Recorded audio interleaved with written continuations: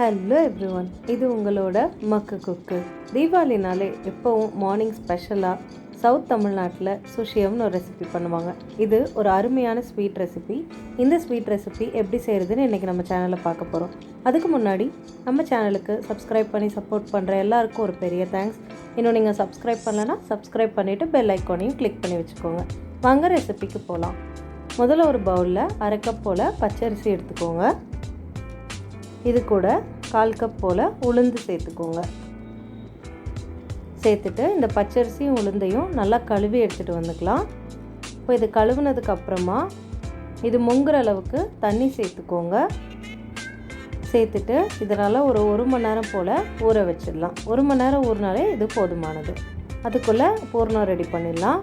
அதுக்கு இன்னொரு பவுலில் 1/2 கப் போல் கடலைப்பருப்பு சேர்த்துக்கோங்க. இந்த கடலைப்பருப்பையும் நல்லா கழுவி எடுத்து வச்சுக்கோங்க.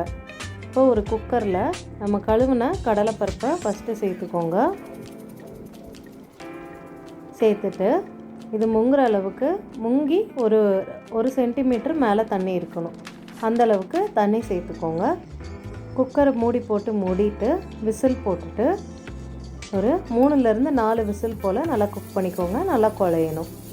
இப்போ 4 விசிலுக்கு அப்புறமா இதை நான் திறக்கல. இப்போது பருப்பு நல்லா குக் ஆயிடுச்சு. இந்தளவுக்கு விரலுக்குள்ளே நசுக்குனா நல்லா மசிகிற அளவுக்கு நல்லா குக் ஆகிருக்கணும். இப்போது இதை எடுத்து வச்சிடலாம். இப்போது ஒரு பாத்திரத்தில் 1/2 கப் போல் வெல்லம் சேர்த்துக்கோங்க. இது கூடவே 1/4 கப் தண்ணி சேர்த்துட்டு இந்த தண்ணியில் இந்த வெல்லம் நல்லா கரையிற வரைக்கும் மீடியம் ஃப்ளேமில் வச்சுட்டு குக் பண்ணுங்கள். இப்போது வெல்லம் நல்லா கரைஞ்சிருச்சு. இந்த ஸ்டேஜில் ஒரு 3லேருந்து 4 போல் ஏலக்காவை தட்டி சேர்த்துக்கோங்க. இதோட ஸ்மெல் நல்லா கிடைக்கும், அதுக்காக தான். இப்போ இது ஒரு நிமிஷம் போல் லேசாக கொதித்தோடனே இதை இறக்கிடலாம். இந்த வெல்லத்தை ஒரு வடிகட்டி மூலமாக வடிகட்டி வச்சுக்கோங்க. இப்போ இந்த வெல்லத்தில் ஏதாவது டஸ்ட் ஏதாவது இருந்தால் எடுத்துருக்கோம். ப்ளஸ் ஏலக்காயும் தோல் எல்லாமே எடுத்துடலாம். இப்போ இந்த வெல்லம் ரெடியாக இருக்குது. இதை ஓரமாக வச்சுக்கலாம். இப்போ ஒரு பேனில் 2 டேபிள் ஸ்பூன் போல் நெய் சேர்த்துக்கோங்க. இந்த நெய் லேசாக உருகட்டும்.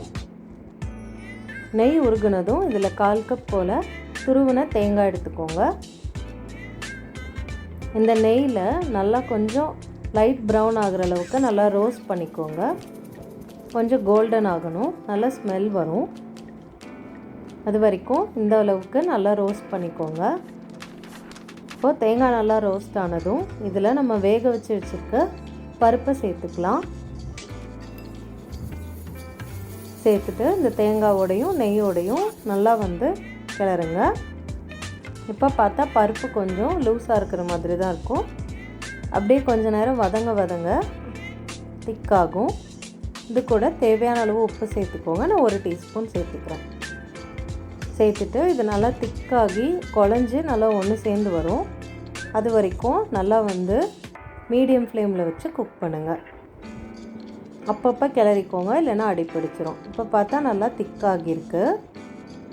இந்த ஸ்டேஜில் நம்ம வெல்லம் எடுத்து வச்சுருக்கோம்ல, அதை பருப்பில் சேர்த்துடலாம். வெல்லம் சேர்த்துனதுக்கப்புறமா இது நல்லாவே லூஸ் ஆகியிருக்கும். இந்த மிக்ஸ் இதை மீடியம் ஃப்ளேமில் வச்சு நம்ம குக் பண்ண எல்லாமே ஒன்று சேர்ந்து நல்லா திக்காக வரும். இந்த வெல்லம் அப்படியே இறுகி இந்த தண்ணியெலாம் எவாப்ரேட் ஆகிட்டு இது எல்லாமே கம்பைன் ஆகி நல்லா கெட்டியாக ஒரு மாவு பதத்துக்கு வரும். இதெல்லாம் ஒன்று சேர்ந்து பாத்திரத்தில் எதுவுமே ஒட்டாமல் வரணும். இந்த அளவுக்கு எல்லாம் ஒன்று சேர்ந்து வர அளவுக்கு நம்ம இதை நல்லா கிளறிக்கணும், குக் பண்ணணும். இப்போ இது நல்லா குக் ஆகிடுச்சு. பூர்ணம் ரொம்ப சூப்பராகவே ரெடி ஆகிடுச்சு. இதை இப்போ நம்ம அடுப்புலேருந்து இறக்கிட்டு நல்லா ஆற வச்சுருங்க. அப்போ தான் உருண்டை பிடிக்கிறதுக்கு ரொம்ப ஈஸியாக இருக்கும். இப்போ இதை ஆற வச்சிடலாம். இதை ஆறுறதுக்குள்ளே நம்ம ஊற வச்சுருந்தது 1 மணி நேரம் ஆயிடுச்சு. இப்போது அதை ஒரு மிக்ஸி ஜாரில் சேர்த்துருங்க, அரிசியும் உளுந்தையும். சேர்த்துட்டு லேசாக மட்டும் தண்ணி சேர்த்து தோசை மாவு பதத்துக்கு இதை அரைச்சிக்கோங்க. இப்போ இதில் ஒரு டீஸ்பூன் போல் உப்பு சேர்த்துக்கிறேன். உங்களுக்கு தேவையான அளவு சேர்த்துக்கோங்க. இதை உப்பை நல்லா எல்லா பக்கமும் பரவுற மாதிரி கரைச்சி விட்டுருங்க. மாவு பதம் இந்த மாதிரி தான் இருக்கணும். ரொம்ப லூஸாகவும் இருக்கக்கூடாது, ரொம்ப திக்காகவும் இருக்கக்கூடாது. ரொம்ப லூஸாக இருந்தால் எண்ணெய் குடிக்கும். இந்த பதத்தில் அரைச்சிக்கோங்க. இப்போது கையில் லேசாக நெய் தடவிட்டு நம்ம செஞ்சு வச்சுருக்க பூரணத்தை சின்ன சின்ன உருண்டையாக உருட்டி எடுத்துக்கலாம். லேசாக நெய் தடவிட்டால் கையில் ஒட்டாமல் இருக்கும்.